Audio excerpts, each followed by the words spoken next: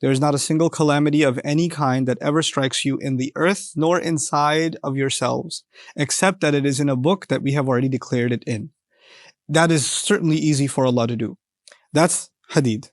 No calamity will strike you in the earth nor deep inside yourself, except that it's already been written down, and Allah, it's easy for Allah. The second case is taghabun. Allah says, "Ma asaba min musibatin illa bi'idhnillah, wa man yu'min billahi yahdi qalbahu, wallahu bikulli shay'in alim."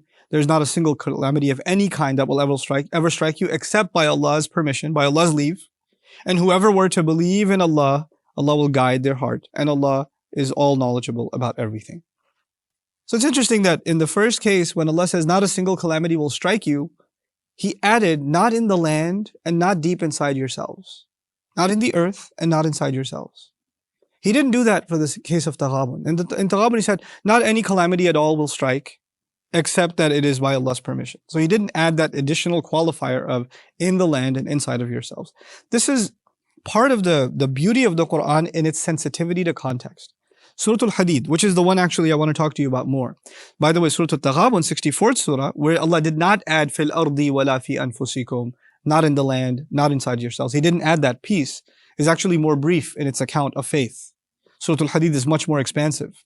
And the previous ayat, listen to this. اعلموا أنما الحياة الدنيا لعب ولهو وزينة وتفاخر بينكم. You had better know that worldly life amounts to nothing more than games and entertainment and beautification and showing off to one another. وَتَكَاثُرٌ فِي الْأَمْوَالِ وَالْأَوْلَادِ, and sharing this desire to have more and more when it comes to money and kids.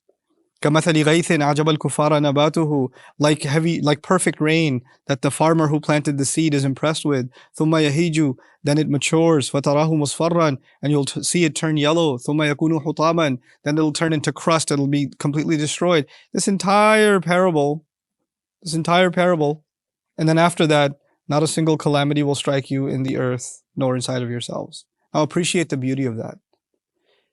Allah talked about what you like inside yourselves, which is what? Games, entertainment, beautification, showing off to each other, getting more and more in terms of money, isn't it? Stuff you have inside yourselves. And then you were compared to the earth. To the earth.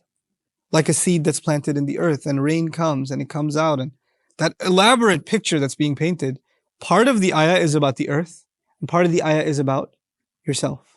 How reflection on the earth is going to make you think about yourself. In the very next ayat, He says, not a single calamity will strike you in the earth and not inside yourselves, except that Allah has decreed it. SubhanAllah. Like how beautifully the expressions are captured in the Quran and how they flow. You know, something is triggered in your mind, you're thinking about it, and Allah recaptures it in your mind just from these little expressions. This was the place to say it. There is no parable, there's no analogy in Surah Al-Taghabun. There's no discussion about what's going on deep inside of yourselves. That's not the conversation there. So He didn't mention it, subhanAllah.